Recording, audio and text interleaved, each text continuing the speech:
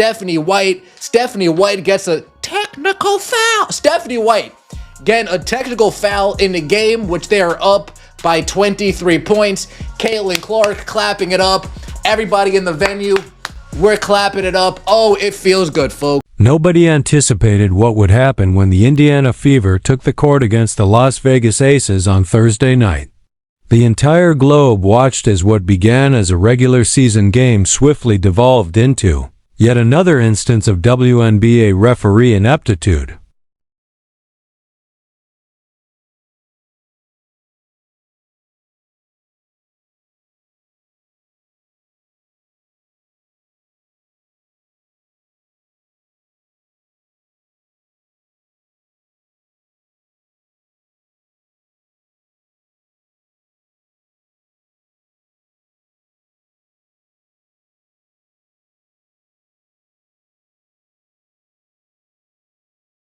Another situation dealing with these referees, dog. Now, we know the Indiana Fever pulled out and got the dub yesterday over the Las Vegas Aces, pretty much holding them under 60 points. And I'm here to tell you, dog, that did not come without controversy, bro. We know every single game, the WNBA referees, it's simply a disgrace. And we have another. The Aces were completely destroyed by the Fever, 8,154.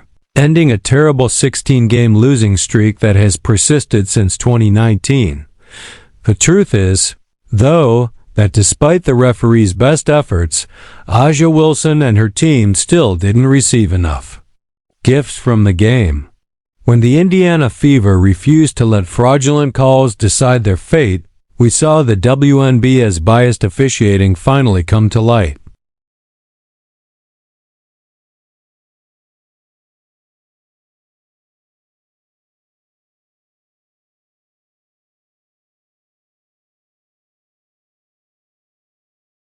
Didn't realize how bad it was until today. I'm not gonna lie, I did not realize how bad it was until today. Like, I was seeing constant tweets put out over the last day, and even some of them where it was like, it's mostly the one where Stephanie White ended up having to get teed up, where it was like, it was literally like the rules of basketball were being changed. Let's address the elephant in the room first. The unique whistling of Aja Wilson.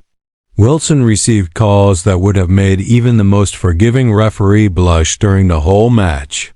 She made 13 trips to the foul line, demonstrating the MVP treatment in full. The whole Indiana Fever roster has 4 more than that. Consider that for a moment. Almost as many free throw attempts were made by one player as by the entire team. I don't know what shouts favoritism more than that.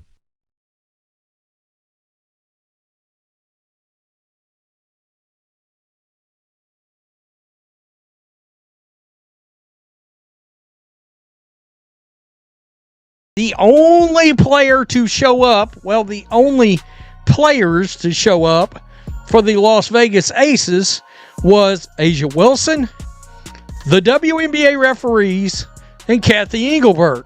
Now, why Kathy Engelbert, the commissioner? Because, well, she won't do anything about the officiating in this league. And it's kind of funny. I seem to remember some players talking about a special whistle last year? Question mark? The only player that I could see that's truly got a special whistle is Aja Wilson. My God. You're never beating these allegations. No wonder you put up whatever it is, 23 points a game. We saw what supporters are describing as the most obvious instance of referee favoritism in recent memory during the third quarter. In a classic basketball move that is used dozens of times per game, Lexi Hall had effectively boxed out Wilson and grabbed a defensive rebound. Wilson, however, was not satisfied with losing and chose to tackle Hall from behind, literally leaping on top of her and attempting to take the ball away.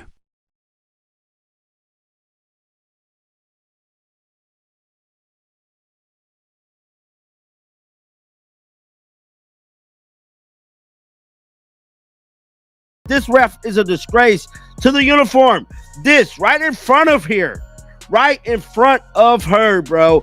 At what point do we consider and study bias in referees? Many Fever fans were not happy when they seen this. When they seen she was refereeing. So I'm guessing this referee has been dropping the ball. Watch this, guys. Time now on the drive, gets inside, floats it up, shot won't fall. Wilson, what looks like over the back. But jump ball is Literally, Sophie wanted an over the back call. Fans on social media erupted in outrage, with one commenting, "Asia Wilson is the most privileged player in the WNBA. This is textbook over the back on Lexi Hall. But the league loves Asia and the Aces, so the referees call a jump ball. Any competent referee would have called this what it was, a clear over-the-back foul on Wilson. Instead, these dishonest officials had the gall to call it a jump ball. Even the broadcasters couldn't shock at this absurd call."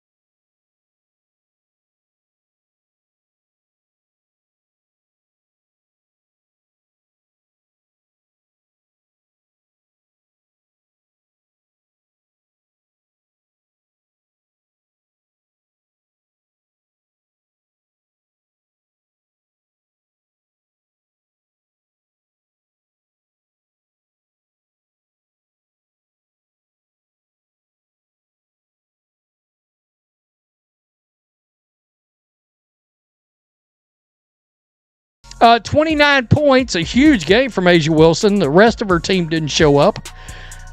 13 foul shots. She had 13 foul attempts. Look at the rest of the team. They didn't. And nobody on the. Are you kidding me? When it comes to the Indiana Fever, the referees are looking in the opposite direction. Nobody had more than 4 foul attempts. Asia Wilson, 11 of 13. No wonder she scored. If you're enjoying this, don't forget to subscribe. What we're witnessing isn't just poor officiating, it's a clear, consistent pattern. A system designed to protect certain stars while penalizing others. In today's WNBA, it feels like there are 2 sets of rules. One for players like Asia Wilson who can get away with blatant fouls, and another for teams like the Indiana Fever who have to fight both their opponents and the officials just to stay in the game. Wilson was physically grappling with Hull contact from behind that would have drawn an instant whistle if it were anyone else. But when you're the league's poster child, suddenly the rules bend. The message is loud and clear. If you're the MVP, you're above the rulebook. And it's not just Fever fans who are frustrated. Basketball fans across the league are calling out the double standard. Because fair play shouldn't depend on your name or your resume.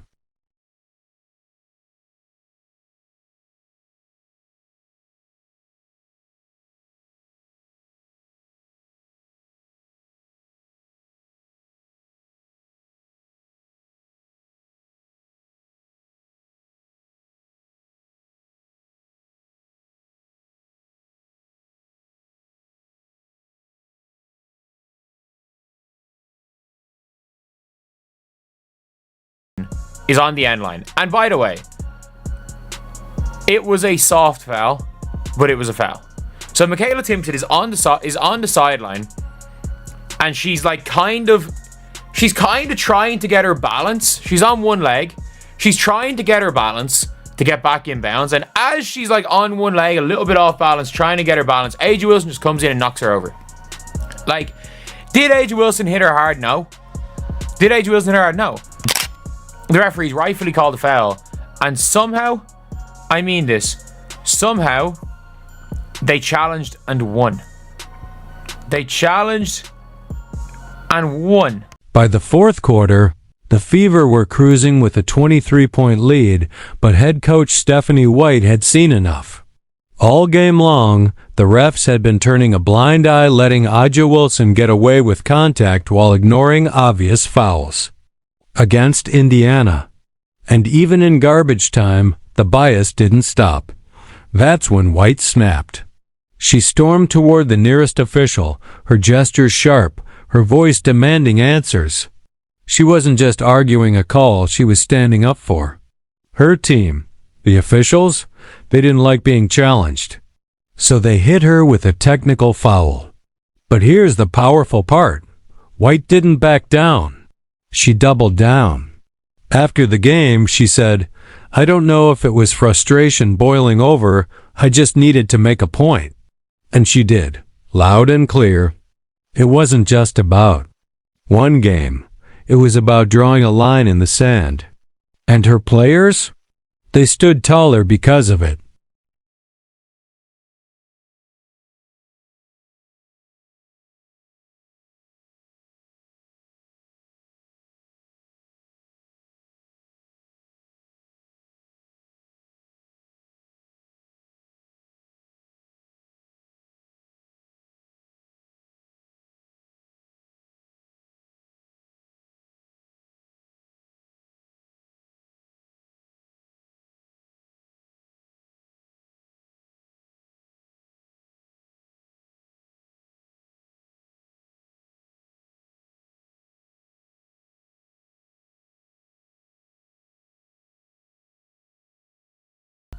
The technical foul at the late in the game, just frustration's kind of boiling over. It seemed like Caitlin and the players got fired up and enjoyed it a little bit. Yeah, well, I don't know about frustrations boiling over as more to just like making a point. Caitlin said she got me though, so she just got a bonus. The moment that summed up everything? Caitlin Clark's reaction to her coach's technical foul.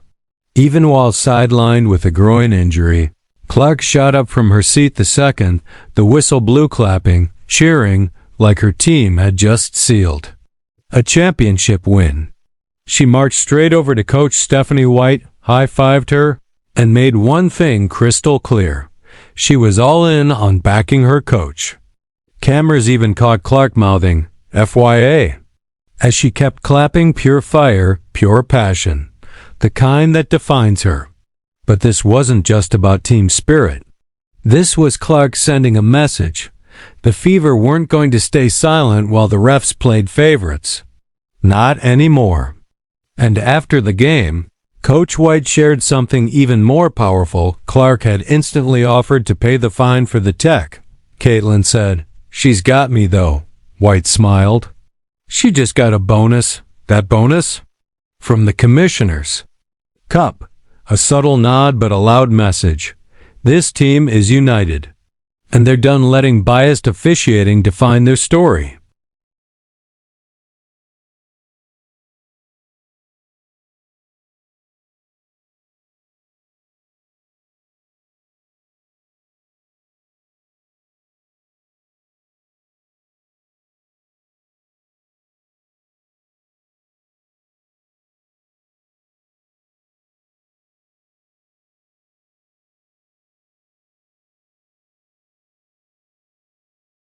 Like I said, the referees were starting to get on the side of the Aces. They were trying to wheel the Aces back in. And Sophie Lexi stepped in and sort of killed it.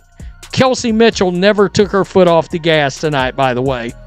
This is the best thing I've seen from Stephanie White all season long. Right here, she was aggravated by the refs already.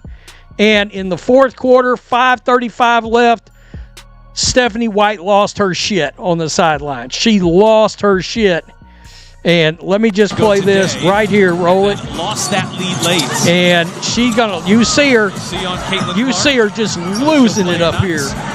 losing it. And she got teed up right there. And Caitlin Clark Despite the blatant favoritism shown toward A'ja Wilson and the Las Vegas Aces, the Indiana Fever refused to let biased officiating dictate the outcome.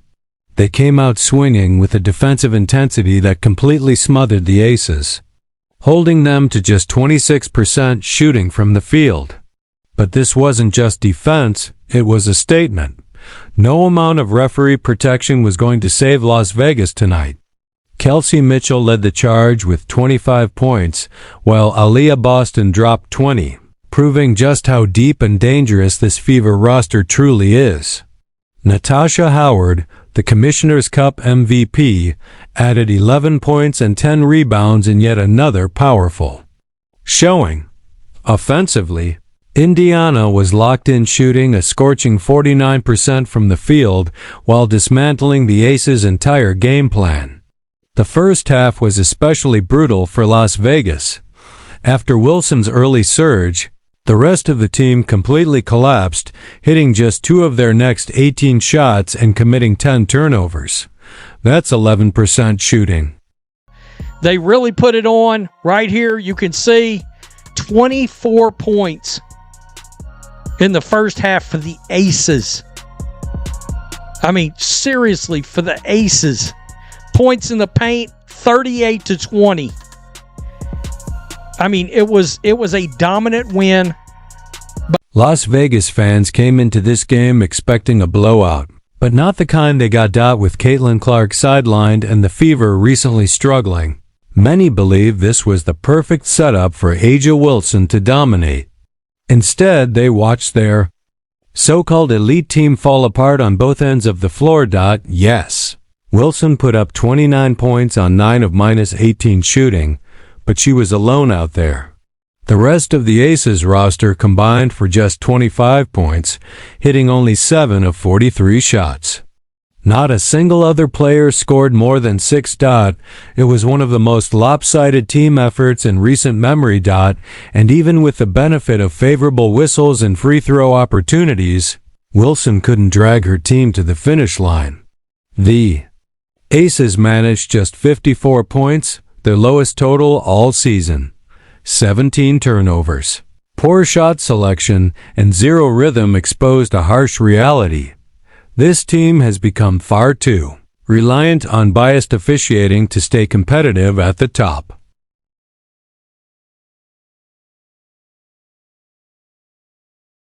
She got a favorable whistle in the second half, but it is what it is. Superstars get the whistle. Unless your name is, 29 points for A'ja Wilson, 3 boards, 3 personal fouls, 3 turnovers, 9 for 18 from the field, 11 for 13 from the free throw line. Look at the rest of her team. 2 points, 2 points, 2 points, 6 points, 0 points, 4 points, 2 points, 3 points. Dana Evans, 1 for 10. Dana Evans, oh my goodness. Aaliyah Nye, 1 for 5. Nalissa Smith, 1 for 6. Kirsten Bell, 1 for 3. Chelsea Gray, 1 for 3. Jewel Lloyd, 0 for 3. Jackie Young, 2 for 9. Put some respect on Kelsey Mitchell's name, folks. What made this win even more remarkable was the way Indiana's defense completely shut down the Aces' offensive firepower. The Fever held Las Vegas to just 3 of 16, shooting from beyond the arc, and forced a staggering 17 turnovers. Their defensive pressure was relentless.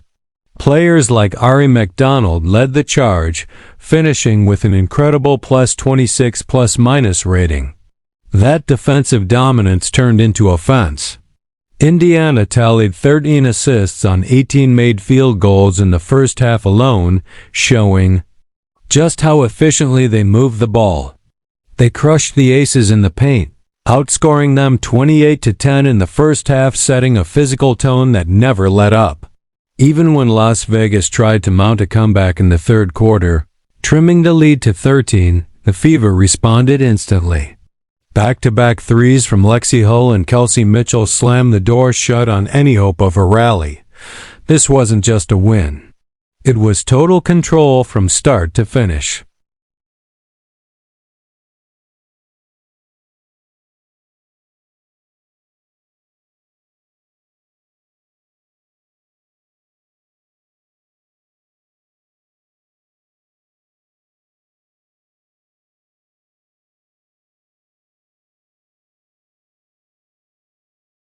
Is playing phenomenal. Oh my God, it's night and day. I think that Commissioner's Cup gave him swag. Now they're swagging it out. I never seen Natasha Howard so aggressive in my life. This girl is beasting now all suddenly. She is beast moding right now. And Timpson, the rookie, getting block shots, getting steals. Aaliyah Boston is just murking, destroying Aja Wilson. I got a Wilson. I got a nickname for Aja Wilson, guys. You know what it is? Whistle Wilson. Because this lady's always getting whistles. She's the person with the special whistle, guys. Every freaking time. And then she goes to the free throw line. Freaking free throw merchant. I think she's related to SGA. But anyway, she's not playing that. This victory went beyond the regular season. It was a declaration that biased officiating would no longer affect the Indiana Fever. They demonstrated that no amount of referee bias can affect the result provided a team plays with sufficient vigor and follows their strategy correctly. It came against a Las Vegas squad that had defeated Indiana 16 games in a row, and the 27-point victory margin was the biggest in the series between these teams in recent memory. This triumph was made the more significant by the fact that Mitchell was the only member of the final Fever squad to defeat the Aces in 2019.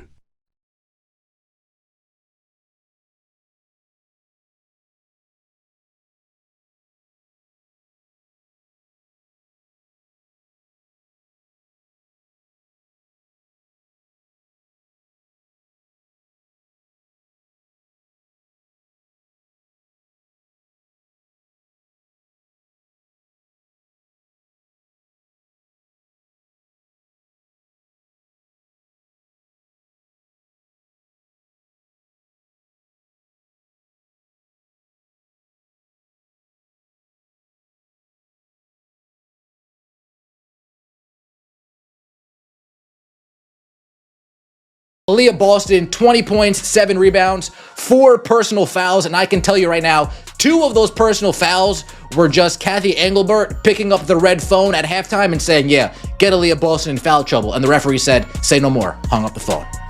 We come out in the second half, we got a ticky-tack foul call on Aaliyah Boston there, ticky-tack foul call on Aaliyah Boston there. Next thing you know, Aja Wilson already in double digit when it comes to free throw attempts, but Aaliyah Boston, after sitting a majority of the third quarter, she came in the fourth quarter and she said, Nalissa.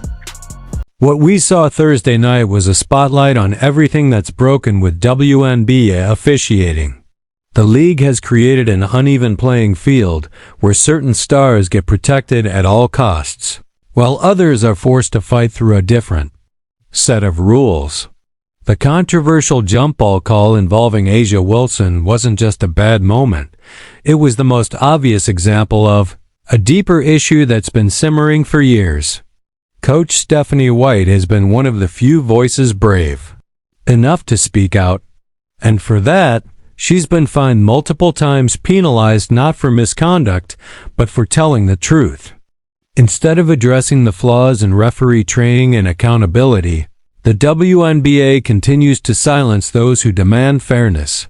But here's what made the night so powerful. Even without their superstar, Caitlin Clark, the Indiana Fever proved they're a force to be reckoned with. They improved to 9-8 on the season with a performance fueled by grit, teamwork, and relentless defense, exactly the kind of intensity that wins in the postseason. And even from the sidelines, the chemistry between Clark and Coach White was undeniable, a clear sign of a play. The referees just all of a sudden can't make the right calls. It is starting to look absolutely harder in this. It was getting so bad that Stephanie White actually picked up a technical foul, bro, for arguing with the refs. Now, Caitlin Clark gave her a big round of applause for it, but guys, something has to be done. Now, Kathy has yet to address these problems. She has yet to address any issue that has been displayed with these damn WNBA referees.